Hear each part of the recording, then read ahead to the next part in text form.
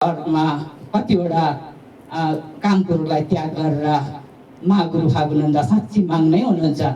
उहाँकै धेरै बुझ्नु भएको रहेछ, धेरै बुझेर महागुरु फागुनन्द माग्नै जन्मिनु भएको थियो र वैशाख 24 गते भनेको महासमाज सुधार दिवस। महासमाज सुधार दिवस भनेको चाहिँ कुनै हालतमा हामी पुग्नै पर्छ। मागको जन्मेको, मागले यसरी समाज सुधार गर्नुभएको दिन, आधी जिन्दगी दुःख गरेर उकाली ओह्राली, भिड पहाड, कहिले तराई कहिले पहाड, त्यसरी आँसुले भिज्दै माग सन्देश सुनायो भनेर त्यसरी हामीले भजन गाउँछौँ।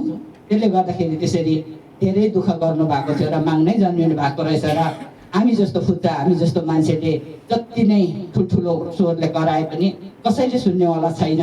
माग जन्मिनु भएको थियो र मागको आदेश, मागको निर्देशन, आदेशलाई मानेर आज हामीहरू यसरी भेला हुन सकेको नै तपाईँहरूले मनभित्रैबाट महागुरु माग्नै हुनुहुन्छ, वर्तमान गुरु गुरुआमा माग्नै हुनुहुन्छ भनेर यसरी एक दिनको माया मारेर आइदिनु भएकोमा सबै सेवा सभा, शब्दी गुरु, तुम्याङहरूलाई, विशेष गरी भजन टोलीहरूले धन पवित्र बनाउनु छ भने दान गर्नु अरे, मन पवित्र बनाउनु छ भने भजन गाउनु अरे।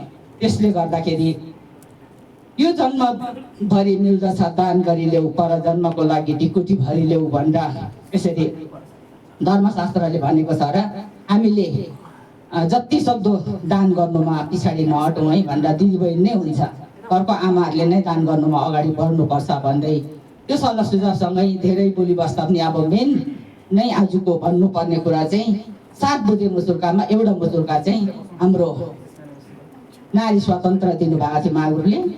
अर्को वाजङ फुङजङले मात्रै माग खुसी हुन्छ, कुनै हालतमा पनि खुन खाने माग हुँदैन भनेर हो।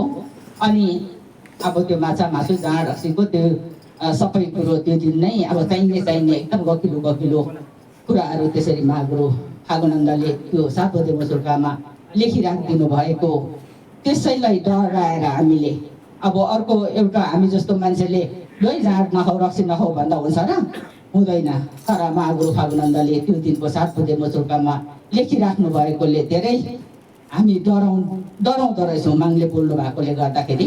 त्यसले गर्दाखेरि हामीहरू यसरी डराएर यसरी भेला भएर माग नै हो भनेर मागलाई सम्मान गरेर आज यसरी सबैजना भेला भयौँ। अनि विशेष गरेर छोरी मान्छेले त्यही नै बुझ्नुपर्छ, हामी नै हो पहिलो भर्याङ, पहिलो सिँढी, 100 गुरु बराबरकी एउटी आमा भनेर हामीले बुझ्नुपर्छ। र जान्दैनौ न मनुष्य कर्मको गति, रोप्छौ रिठा खोज्छौ कागती।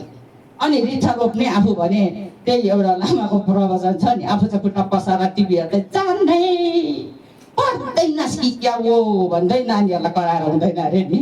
त्यसरी नै अन्त आफू नै ठिक बस्यो भने चाहिँ नानीहरूलाई पनि डराउँदो रहेछ, नानीहरूले पनि त्यसरी नै बसिदिउँ है भनेर दिदीबहिनीहरूलाई त्यो सल्लाह सुझावसँगै समयले साथ दिए। मेरो दिदीबहिनीहरू सबै जहिले पनि तिमी बोल्छौ, हामी त उतल्ला धन्दा गरिरहेको हुन्छौँ भनेर, त्यही भएर अघि गुरुलाई मैले अलिकति ढिलाइ गरौँ है, मेरो चाहिँ ढिलाइ राखौँ है भनेर मेरो थाम्नीमा दिदीबहिनीहरू तल खाना पकाइरहनु भएको छ। समयले साथ दिए, आज रमाइलो गर्ने, हामी खुसी मचाउने, खुसी गरेर बस्ने दिन हो आज भनेको हाम्रो समाज सुधार। त्यसरी महागुरु फागुनन्दले आधी जिन्दगी दुःख गरेर आँसुले भिज्दै हिँडेर कहिले उकाली कहिले ओह्राली गरेर, हामी भने एउटा आफै जन्मेको गाउँदेखि अलि मास्तिर डाँडामा नपुगी मर्छौँ भने महागुरु फागुनन्द गरी भन्ने चिन नपुग्नुहुन्थ्यो। गरी भन्ने पर्म, गरी भन्ने त्यो लौरेको यो गरेर पनि, लौरेको पोस सकेर पनि त्यसरी छोरी मान्छेको गरगना ठ्याप्पै लगाएर, छोरा मान्छे भएर छोरी मान्छेको गरगना ठ्याप्पै लगाएर त्यो फोटोलाई पूजा गर्नु भनेको चाहिँ के हो त भन्दा दाजुभाइहरूले, गुरुजनहरूले छ्याट बुझ्नै पर्ने कुरा नै त्यही छ कि अब छोरी मान्छेको रूप धारण चाहिँ छोरा मान्छे भएर किन चाहिँ गर्नुभयो त महागुरु फागुनन्दले? अनि छोरी मान्छे भन्ने चाहिँ के रहेछ र चाहिँ यति साह्रो मान्यता दिनुभयो त महागुरुले भन्ने विचार राखेर दाजुभाइहरूले बुझिसक्नु भएको छ, सम्झिसक्नु भएको छ। त्यसैले गर्दाखेरि आज सर्वप्रथम नै छोरी मान्छेलाई प्राथमिकता दिएर यसरी बोल्नु दिनुभएको थियो। र पनि मैले अब दिदीबहिनीहरू अलिकति टाढा छ भनेर गुरुहरूलाई नै फर्स्टमा दिनुहोस् भन्दा पनि अब सेकेन्ड टाइममा यसरी बोल्नु पाउँदाखेरि लाखौँ लाख धन्यवाद ज्ञापन गर्न चाहन्छु हाम्रो गुरुहरू तुम्याङ